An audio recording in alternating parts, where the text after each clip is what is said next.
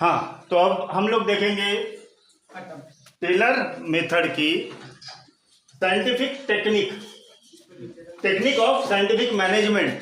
तो इसमें टेक्निक कौन कौन सी यूज होती है साइंटिफिकली कोई भी चीज को करने के लिए। तो उसको देखो 6 पॉइंट्स में सेग्रीगेट किया गया है। पहला है वर्क स्टडी, दूसरा है स्टैंडर्डाइजेशन ऑफ टूल, तीसरा है साइंटिफिक टास्क सेटिंग, चौथा है साइंटिफिक सिलेक्शन एंड ट्रेनिंग, पांचवा है फंक्शनल ऑर्गेनाइजेशन और छठवा है differential piece rate wage plan.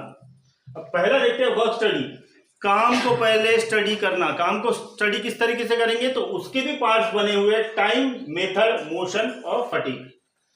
Time, कोई भी एक कार्य है उसको लगने वाला समय, इसके ऊपर अगर हमने प्रॉपर स्टडी किए तो हम पता लगा सकते हैं कि ये कार्य कितने समय में पूरा होगा। दूसरा है मेथड, वो काम को करने की मेथड कौन सी रहनी चाहिए जिससे वो काम आसान लगे। तो मेथड हम लोग, अच्छा मेथड, यही मेथड परफेक्ट है इसके लिए ये कैसे पता लगेगा हम लोगों को, जब हम हर एक मेथड ट्राई करेंगे और जिससे हमको बेटर रिजल्ट मिलेगा तो वो मेथड उसके लिए सही रहेगी, है ना। अगर मुझे यहां से ईंटें लेके जाने का है फर्स्ट फ्लोर पे और मैं अकेला ही हूं तो मैं कैसे लेके जाऊंगा, सिर पे रख के, है ना। बार बार मुझे नीचे उतरना पड़ेगा, बार बार ऊपर जाना पड़ेगा। उससे चाह मैं अगर ये पुल्ली जो रहता है, पुल्ली यानी व्हील, अगर मैं व्हील का अगर कहीं एडजस्टमेंट करती हूँ जो कुएं में लगी होती है तो उस तरीके का अगर कुछ बनाऊं और नीचे कुछ बड़ी सी चीज ले लूँ, उसके ऊपर ईंटें रखूँ और उसे खींच कर ऊपर रखूँ तो मेरा बार बार नीचे और ऊपर जाना बंद हो जाएगा। तो ये टेक्निक क्या है, समय लगेगा, नीचे ईंटें जमा होंगे, उतने जो भार वो सह सकता है, उसके बाद में उसे खींचोगे, ऊपर उसको उतारोगे। लेकिन जो बार बार नीचे और ऊपर जाने की तुम्हारी जो एनर्जी वेस्ट हो रही है तो एनर्जी वेस्ट होना बंद हो जाएगी। तो ये हो गया मेथड कि आप अलग अलग मेथड यूज कर सकते हो। उसके बाद में मोशन, वो काम किस तरीके से फ्लो हो रहा है, एक चीज से दूसरे, दूसरे से तीसरे, तीसरे से चौथे पे वो काम जाना चाहिए। इसका एग्जांपल भी मैंने दिया था, ब्रेड बनाना, है ना। ब्रेड बनाने के लिए पहले रॉ मटेरियल को यानी आटा गूंथना, उसको बेक करना, बेक कर स्लाइस करना, स्लाइस कर पैक करना। जब तक ये आटा गूंथा नहीं जाएगा बेक नहीं होगा, बेक नहीं होगा तब तक ये स्लाइस नहीं होगा, स्लाइस नहीं होगा तो तब तक ये पैक नहीं होगा, है ना। तो ये हो गई मोशन यानी कि फ्लो, वो काम का फ्लो। तो हर एक काम का एक फ्लो होना चाहिए, ये मशीन से वो मशीन पे, वो मशीन से वो इक्विपमेंट पे, तो ये इस तरीके से फ्लो होते रहना चाहिए। तो वो फ्लो होने का तरीका किस तरीके से होना चाहिए ये हम लोग डिसाइड कर सकते हैं। उसके बाद में फटीग यानी कोई भी कार्य को करते वक्त स्ट्रेस नहीं आने को ना ज्यादा, क्योंकि अगर देखो हाई लेवल की अगर मशीन रही उसके ऊपर हम लोग काम कर रहे हैं, स्ट्रेस आ गया बंदे को तो हो सकता है कोई दुर्घटना हो जाए, तो उसे कहा जाता है फटीग यानी कि बहुत ज्यादा मेंटली स्ट्रेस, उसके वजह से थकावट, है ना। तो थकावट ना आए तो इस तरीके से हम लोग वर्क को डिजाइन कर सकते हैं as per the time, method और मोशन के जरिए। तो वहां हम लोगों का फटीग आने के चांसेस 90% कम हो जाते हैं। ये हो गया मेरा वर्क स्टडी। दूसरा होगा standardisation of tools and equipment. हम लोग जो अपने काम में टूल्स और इक्विपमेंट यूज कर रहे हैं ये हमेशा स्टैंडर्डाइज होने चाहिए, लोकल नहीं होने चाहिए।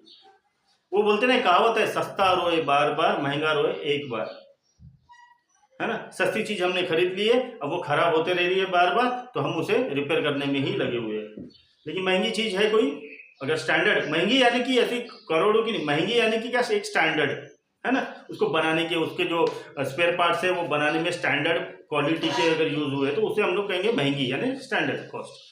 तो अगर हमारे जो इक्विपमेंट है वो स्टैंडर्ड तरीके के रहेंगे तो वो हमें लॉन्गर लाइफ काम देंगे, है ना। नहीं तो मशीन में हम लोग ओवन में बेक कर रहे हैं ब्रेड को, वो ओवन बार बार ज़्यादा गर्म होके वो बंद हो जा रहा है, शट हो जा रहा है। तो कौन से काम का यार, ये 1 घंटा चले बाद तो 1 घंटा बंद ही रह रहा है, तो मेरा 1 घंटा वेस्ट हो रहा है। तो उससे बढ़िया कि मैं स्टैंडर्ड वाला रहूँ और वो गर्म होके ऑटो कट ऑफ होते जाए, ऑटो स्विच ऑन होते जाए, तो उससे हो गया ये स्टैंडर्डाइजेशन, है ना। तो इस तरीके से भी हमारे टूल्स एंड इक्विपमेंट्स क्या होने चाहिए, स्टैंडर्ड होने चाहिए। उसके बाद साइंटिफिक टास्क सेटिंग, कोई भी कार्य किसी को दे रहे हैं तो वो साइंटिफिकली उसे दिया जाए कि भैया ये इतना काम है, ये इतने घंटे का काम है, ये हमने पहले ही प्रूव करके रखा है कि हाँ इतने देर में होता है, तो भैया तेरा भी काम इतने देर में होना चाहिए। अगर नहीं होता है तो आधा घंटा और ज़्यादा ले ले, लेकिन उससे ज़्यादा नहीं। अगर तू बोलेगा कि ये काम को पूरा दिन लगेगा तो नहीं, क्योंकि ये हमने पहले करके देख चुका है, यानी कि साइंटिफिकली हमने प्रूव कर चुका है। तभी जाके हम ये टास्क तुमको दे रहे हैं, क्योंकि ये पॉसिबल है कि इतने समय में पूरा हो जाए। तो हम कोई भी टास्क सेट करेंगे तो साइंटिफिकली सेट करना जरूरी है। उसके बाद में scientific selection and training. Scientific selection and training यानी हम साइंटिफिकली सिलेक्ट करेंगे एम्प्लॉयज को, वो काम को, और उसकी ट्रेनिंग दी जाएगी। नहीं तो पता चला सभी एम्प्लॉय को बोल दिए कि भैया तुम लोग ड्राइवरी करो, ट्रक चलाओ, हर एक को थोड़ी आएगा, उसके लिए ट्रेनिंग की जरूरत होती है। जब ट्रेनिंग अगर देंगे तो ही होगा।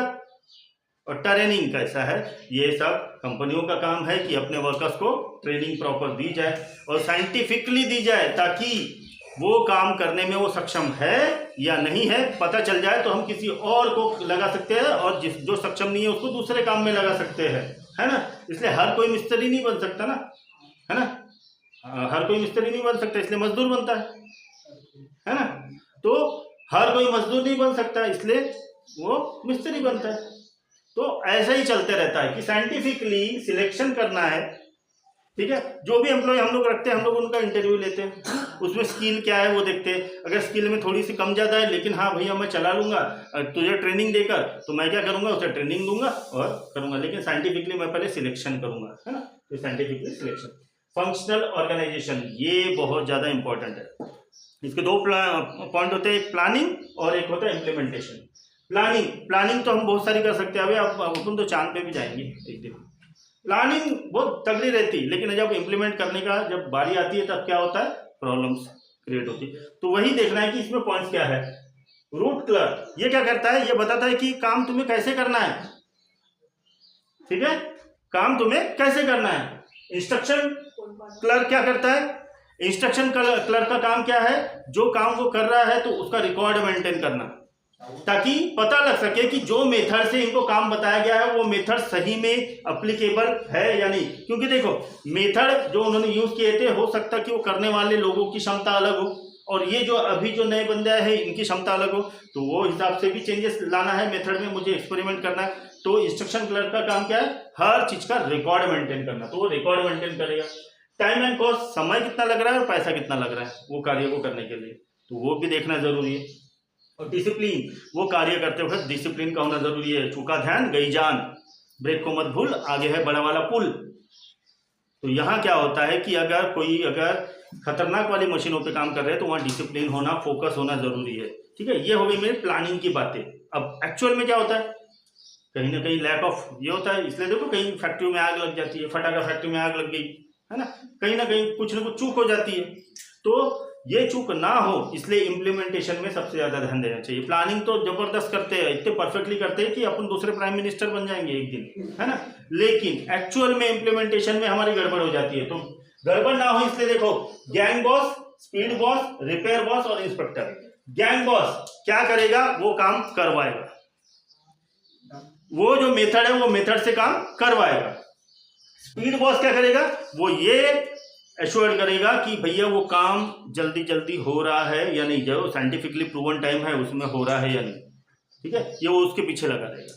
उसके बाद में रिपेयर बॉस, काम करते करते कुछ अगर ऑब्स्टेकल आ गए, कुछ अगर गड़बड़ी हो गई, तांत्रिक गड़बड़ी हो गई, कोई मशीन खराब हो गई, तो रिपेयर बॉस क्या करेगा, फटाफट उसको सॉल्व करने की कोशिश करेगा ताकि वर्क फ्लो चलता रहे।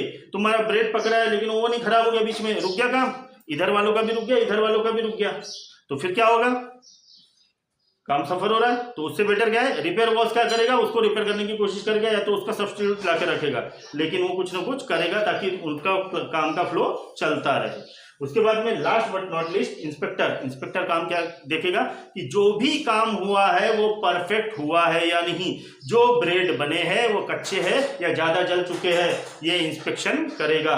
और वो कितने टाइम में बन रहे हैं, कितने टाइम में पैक हो रहे हो, कितने टाइम में मार्केट में सेल होने के लिए निकल रहे, तो इंस्पेक्टर वो काम को इंस्पेक्ट करते रहेगा कि वो काम प्रॉपर उतने मेथड से उतने ही टाइम में और स्मूथली हो रहा है कि नहीं, मेंटल स्ट्रेस तो नहीं आ रहा है, फटीग तो नहीं आ रहा है, ये सब चीजों को चेक करेगा। तो ये सबसे इंपॉर्टेंट पॉइंट है। Last but not least, differential fees rate wages plan. और इसकी टेक्निक ये भी बोलती है कि हर काम के अलग अलग पैसे होने चाहिए, प्लान को टुकड़ों टुकड़ों में डिवाइड कर पैसे देना जरूरी है।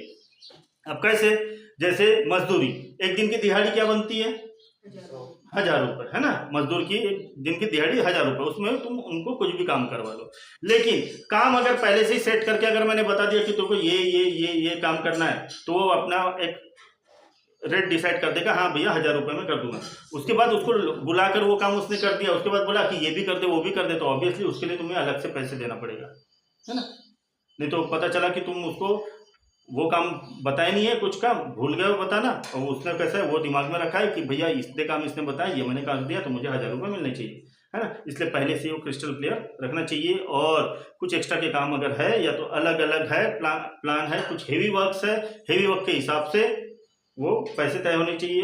अगर कम हेवी है तो उसके हिसाब से पैसे कम लगने चाहिए, यानी कि हर एक प्लान के अलग अलग वेजेस यानी दिहाड़ी एक तय की जाए, ताकि स्मूथ वे से चलते जाए और तुम्हारी कॉस्ट कटिंग भी होते रहे, आगे वाला भी खुश होते रहे, है ना।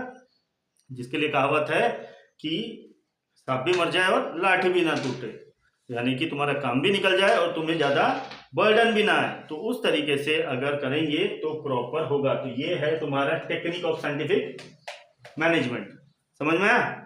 तो ये पॉइंट्स है, ये पॉइंट्स को भी कवर करो, और इसके भी कुछ एक दो लाइंस रहेगी, वो मैं तुम लोगों को लिख के दिया करूंगा। लेकिन अभी सब तुमको प्रायोरिटी पे क्या करना है, ये पॉइंट्स को याद रखना है, ठीक है, समझ में आया। चलो, ये हो गया तुम लोगों का